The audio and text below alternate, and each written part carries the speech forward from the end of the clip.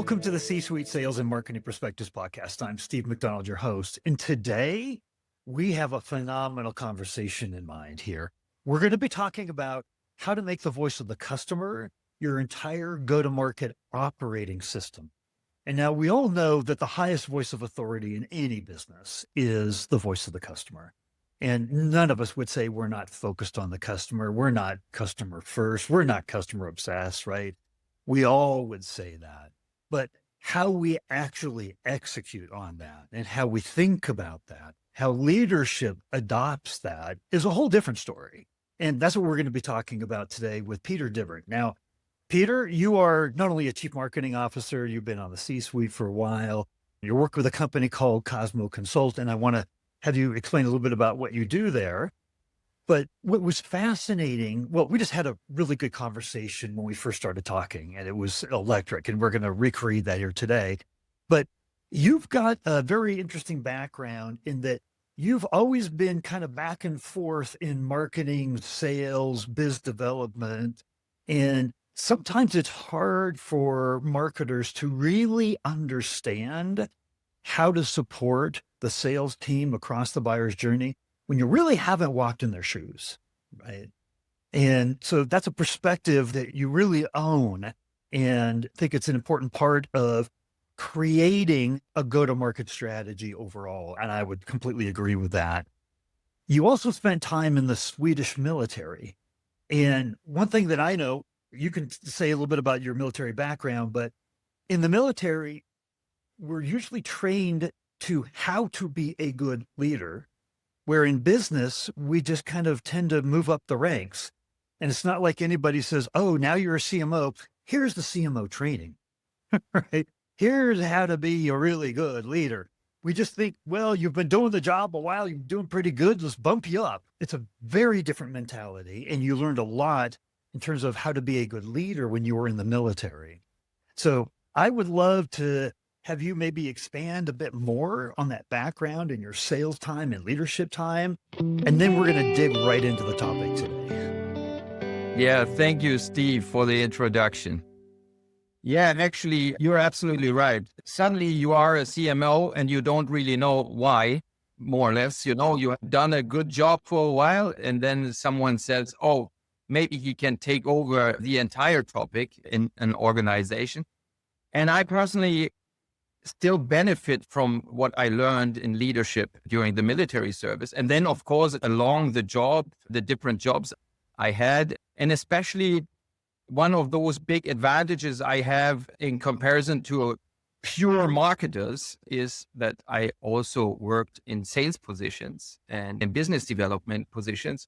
And of course, that makes me someone that understands the requirements and the needs from sales. And at the same time, I can also translate those things to my own team and vice versa. And actually, in my organization, we are not talking so much about marketing. We are talking about marketing. So we added the S from sales to our organization. So actually, I'm a customer marketing officer, a chief marketing officer, and not a chief marketing officer. So I believe a good differentiation from what I do and what most of the CMOs do. Here's the first thing that I take away from that is a lot of marketers and chief marketing officers, they see themselves in a baton race, where you run the first leg and then you have the baton, you pass it off to sales, they take it over, you go back to trying to create more leads. They've got it, right? We're done. Versus a real aligned relationship, a real team sport where we're all out on the court or on the field at the same time. And we're looking at deals at all across the different stages of the pipeline. And where are they and what are their needs? Do we need more nurture around this, even though it's in the evaluation stage, right? This game is not a baton pass at all. It's a relationship-based business, and we have to think about it collectively as a team from all of our point of views, all the way through the very end, where we get a closed win. We can mark it off, right? And even at that point, it's not a baton pass to customer success. So we tend to look at this in silos. And I love the idea of smarketing because it puts it together, right? It makes sure that it's not separate entities, but you're one team working together across the buyer's journey. That was my takeaway from what you were saying there. Here's what I would love to do. I would love to talk to you about your point of view, just overall, on reinventing the ABM go-to-market process based on what you said was the most important factor, the real customer voice, and what you meant by that. Yeah, if you don't know your customers, then you don't know what you want to offer them. So actually, a lot of your offer has to do with the customer that in our case, we are delivering ERP, CRM, and BI solutions based on Microsoft technology. So this is a complex topic. And of course, it's also a complex buyer journey and it's a complex customer journey as well. It's all today software as a service. So it's actually, one colleague once said, Peter, isn't it a never ending sales process now? And then I said, no, it's a never ending customer lifetime circle. Because in the past, we were selling licenses and we implemented something. And today we are delivering a service that a customer can use, but can turn off as well. So we need to have a continuous, deep and trusted relationship with our customer. And of course, what is special about software actually is sometimes you think you have programmed a software for a certain use case, but the customer is using it totally differently. So maybe even speaking to your existing customer can help to position your product better to future prospects. So you need to be learning from your customers and of course also learning why they might not use your tool in the way you thought it should have been used. So you really need to have this in-depth conversation with the customer. And today, everything is data-driven. So we also have a lot of data, how customers use the different software tools. And then we can see whether they are using it the way they should, if they are using it intensively. And those topics are extremely important. So it's not only a question of knowing your customer and the existing customer. So we also need to listen to the needs of the prospects. And then we can have a look whether they match the ideas from the existing customer base and the prospect. And that's why it's so important to have reference customers, not those shiny success stories, real, honest reference stories, how customers use your solution in daily work. Those, let's say, trust elements are a lot more important than the knowledge of your own sales staff. I have to tell you, I'm remembering parts of the conversation that we had before and preparing for this. And you talked very, very eloquently about the B2B buyer today is extremely informed. They are educating themselves all the time.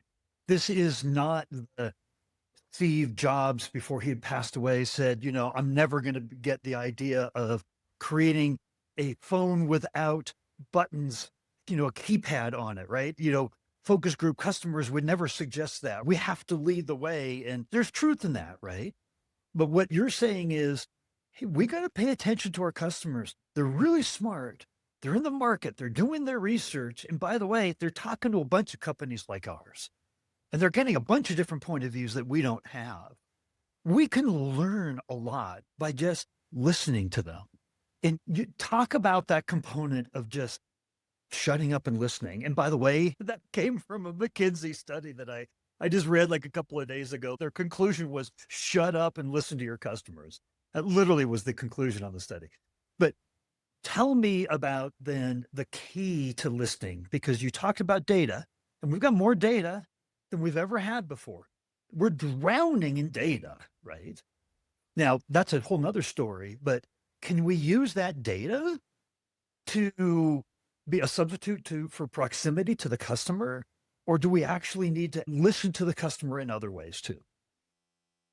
Exactly. I think data is one truth, but at the end, we are in a people's business, especially when it comes to software investments that we provide to the customers. This can be 500,000 euros. This can be 3 million euros. This can be a huge dimension of investment for those customers. So that's why we have to discuss those topics in person with the responsible people on the customer side and on the prospect side. And just as you mentioned, the customers are a lot better informed today. I have been in this industry for 30 years. 30 years ago, we were experts. We knew everything about the technology. We were only talking about technology all the time. And we were telling the customer, oh, this is the way it is, and eat it or leave it. And today, of course, there's a generation shift and so on, so on. The customers, very often, they might even be smarter with respect to the technology than you are as a provider. If they have an expert in their own organization, they might even have a better clue around certain topics, not of course within the technology of Microsoft, but in general, And that's why we are talking, and the conversation is a lot different than it was 30 years ago. 30 years ago, we were, let's say, arrogant techies, and there was low maturity on the customer side. Now, we are looking into each other's eyes, and we have to create solutions together in a dialogue. So we have to respect, let's say, the customer in a totally different way, not only with respect to their process knowledge. Also, we have to keep in mind that they have technology knowledge and they are doing a lot of research. Now the web is full. I'm one of those kids that were more or less socialized on the CeBIT, on the big fair in Hanover. It was the biggest computer fair worldwide. You cannot imagine what kind of parties we had there. And in order to get new technology first, they had to go there. Now you have it on your fingertips. Now you do the research yourself. Now you ask Gartner. You don't even need to ask Gartner anymore because there are so many experts. There are so many white papers. There is so much research that is accessible. So very many people, they are better informed very often than someone on our side because they have read, let's say, all the different papers from all the competitors, and then they already have done, let's say, a pre-decision before they even contact us. And they're waiting longer and longer and longer to contact us because they know that entire world of information is exploding, right?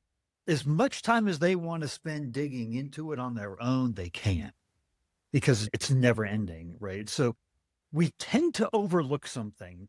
And you and I talked about this before as the trust gap, right? A big part of the reason why they're doing all of that research is A, it's available. They can do it on their own time, whenever they want. But here's the other part of that. And this came out of the most recent LinkedIn Edelman study. 32,000 respondents worldwide. 61% of them think that we as business leaders in the selling organization are intentionally misleading them. Not just stretching the truth a little bit, intentionally misleading. Think about that, right? Why would I talk to somebody that I think is going to be intentionally misleading to me? A whole other study showed that 74% of B2B buyers, they don't trust the customer evidence we present to them. This is how we package up what we do. Here's the value we create for our clients. We could do it for you too. And they're not buying it. And that same LinkedIn element, they put at the bottom of the totem pole in terms of trust was the salesperson. And we wonder why they're waiting longer and longer and longer to want to talk to us, right? So this trust gap how do we break that down? How do we get past that? And everybody, you talked about that we have to be aligned on the experience that we're creating for them. And I just wanted to give you time to kind of dig into that, because if we don't address this trust gap or this trust epidemic or whatever we call it, and we just say, let's just kind of keep going on like we always have, it'll just work, right? No, but Steve, that's why the customer is getting more and more important, because the customer that is truly talking about his or her experience with a supplier and not delivering a shiny success story that is, let's say, overselling, is a lot more trustworthy than if you only show how shiny this world is. And this is, let's say, our own fault. We have been overselling. We have really been overselling in the past, and maybe also try to show to the customers that there is a tremendous return on investment and so on, and try to generate, let's say, new trust elements for the investment. And I think we are really coming back to the truth, coming back to the customer, talking with the customer, making events on customer side in order to show to the prospects, talk to this customer. I'm not going to do the selling. Talk to the customer. If you trust what he has experienced within the project with our competence, then this is probably the best selling USP you can get. And it's not us doing the overselling. I think this is extremely important. And you can see this also on the different marketplaces. They want to have references. They want to have customer videos. They want to have the real experience. They don't want to have, we decided for COSMO CONSULT and suddenly all the problems in our processes were gone. This is not true. And we know how bumpy the way is to implement a huge software project. This is going to be a bumpy process. If you do it with us, if you do it with our direct competitor or someone from a different ERP solution in their portfolio, it will be a bumpy project. But the question is, what is the experience around the entire customer journey? Do you trust this partner? Do you have a partnership? Or is this just a supplier? And this is what we are trying to do. And we know, once you decide for an ERP solution, you will definitely use it at least 10 years. Most of them here in Germany are 12, 15 years old. So this is the duration of the usage of an ERP solution is longer than the average marriage in Germany, You drew such a vivid point there. And that is, we have all, because we've been B2B buyers too. We tend to look at our buyers and think they're like professional buyers. Like that's all they do, right?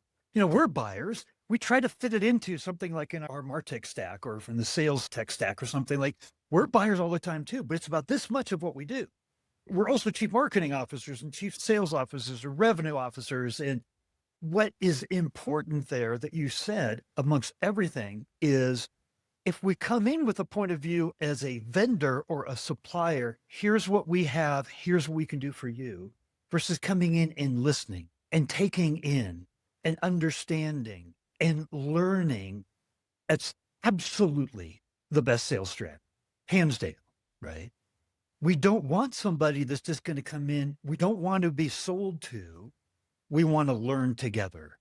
And if we can provide value by helping them in this world where they have all this information that they can peruse through and they can learn from, the stakes have gotten higher in terms of what we then, as the Gartner trusted advisor, trust and advisor, what we can do to advise based on their level of knowledge increasing here. We got to up our game quite a bit. How many times do we go into a boardroom meeting and does the board say, how are we upping our game? to be that trusted advisor, that peer, that colleague to our buyers. Nobody talks about that, but we got to really think about it, because if we're not upping our game all the time, we're falling behind. Yeah. And just imagine, today we are providing a service. Of course, it's a digital service, but at the end, it's a service. So we need to understand us as COSMO Consult as a service provider. This is totally different from a software seller. We sell licenses. No, the customer can turn off the service in the next moment. And this is what we have to understand. And software as a service means that we have to fight for the customer in every stage along the customer lifetime circle.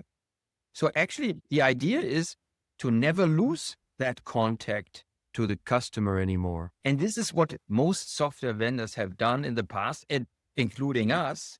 So actually, for me, this is a really good sign that we are shifting from a license model to a software as a service model, because this needs us to rethink the relationship with our customer. That relationship with the customer, you called it, love this term. You said it should be love at first sight. You said that's the ultimate customer experience, right? Love at first sight. Tell me what you meant by that, please. It's like this, love at first sight means you can never make a first impression twice. So once you get into contact with your customer, you have to make a good impression. And the best impression is to create the feeling of love at first sight. And then, of course, along the buyer's journey and the customer journey, because we don't want to do overselling, we need to continuously keep this feeling, I don't know what you say in the Anglo-Saxon world, but in Germany, you say you want to have butterflies in your stomach. When you fall in love, then you want to have a lot of butterflies, So we have to keep on this feeling of having butterflies in your stomach, and this is actually the experience that I want to create with COSMO Consult for our entire customer base, and of course for every new customer as well. I got to tell you something. So this is hear me out on this. This is a title of a book written as like in the marriage counseling world, right? And it said the title of the book was Love is a Decision, right? If you can create those butterflies, if you can create that, love at first sight, even in our marriages, right? It's really hard to keep that up, right? But what keeps our marriage or our relationship, and here's the connection, because B2B world is all about relationships. It's all about trusted relationships, right? And so if we can create an environment where they trust us, that is such a deep level of connection that they won't want to give it up, even if things kind of go down. Because we're going to go through hills and valleys. We do in every relationship in our life, right? We need to build up the trust credits, that butterflies in the stomach, because it's not always going to be there, but it should be something that they say, when push comes to shove, Peter's going to be there for me. I get it, right? And that's hard to find in this world. It really is. So proving that we're in this together, right? So at the beginning, that's a very different experience, right? That butterflies in the stomach or something, like, wow, that's different, right? But it should be an expectation of the relationship with us. That's what I'm taking away from. Yes, absolutely. And you don't marry someone that you don't trust. It's like that. And the marriage is, let's say, the contract that you have with your customer. So this is exactly, I really think that this is a good picture. And that's why I always talk about love at first sight. And next week, I'm going to be on a Microsoft event and I will talk about love at first sight. Of course. There you go. So, Peter, we've talked about so much here. I want to ask probably the most important question, which is this. For the C-suite and the other leaders across sales and marketing they're going to be consuming this podcast, we've talked about so much what I want to know is if there was one thing that you wanted people to take away, if there was the top thing you wanted to make sure leave with this, if nothing else, what is that takeaway you'd want them to have? Actually, I think the most important is always respect the customer. This is the most important. If you respect the customer, you will get insights from them. You will also get bad feedback here and there. But this is, if you don't know what problems they are facing, then you will not do any better in the future. Respect your customer, have a look in, let's say in our industry, how they are using the tools that you provide. Maybe you can find some new ideas around, let's say, new customer segments that could also use the software, even though you have never thought about it, because you listen to your customer. So respect the customer because they are the ones that pay your bills. And on the other hand, those will be the best sellers of your product for future prospects. Just imagine if every customer in your customer base could be a trust element in your sales strategy for the future. Just imagine. That would be the perfect world. Absolutely. So I have to tell you, my number one takeaway from this conversation is that we can't spend enough time talking one-to-one with our customers, right? It doesn't replace it. In fact, last week, I had on this podcast a 4-time B2B CRO, and he said, Steve, I just want to make a point. He said, those personal conversations are so important, but he said, I'm not talking about sales conversation. I'm talking about conversations outside of the sales environment and that we all need to have them. So he put it on, it wasn't just a marketing thing. It wasn't just a sales thing, right? It wasn't just a customer success thing, is that we all need to have those conversations and personal conversations that aren't framed by, this is a sales conversation where I have an objective to sell you on something. The objective is to learn, to listen. And he said, that's the key. And so I just thought I had that in the background of my mind, and everything that you said here today, I thought completely validated that same point of view. That's just what we need to do. Yeah. And Steve, my marketers, when I came to COSMO Consult, all the marketers were specialists in some kind of marketing discipline, but they have never been at the customer.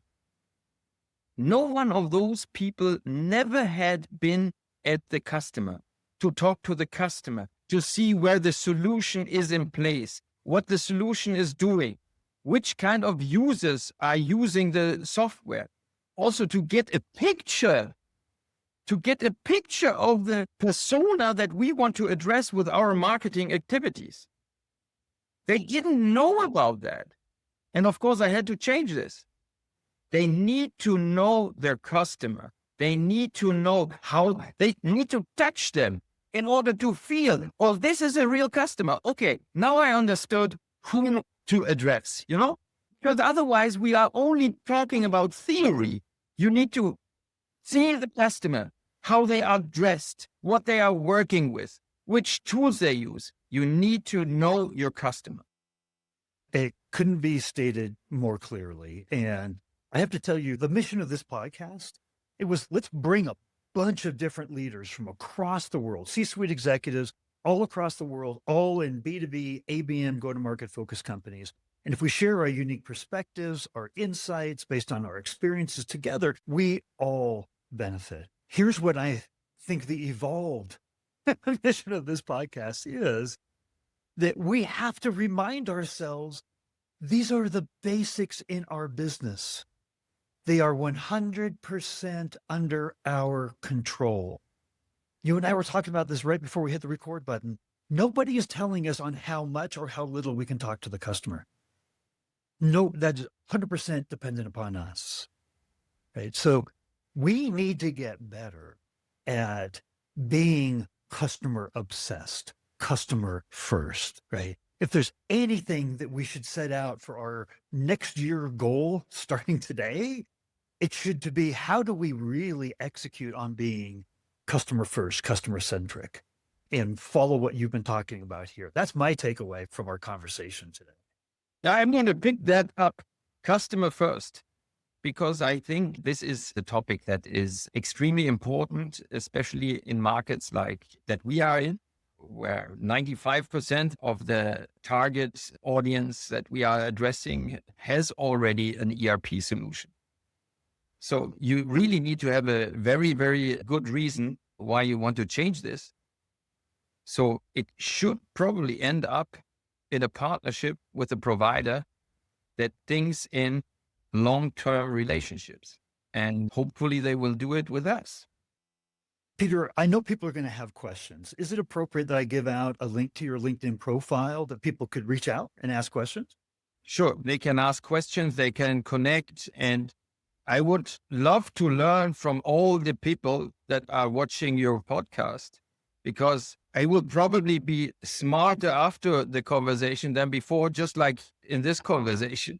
I'm very, very open-minded. And I think this is something that I enjoy with podcasts like this one, that we are open to share knowledge. Yeah. Yep.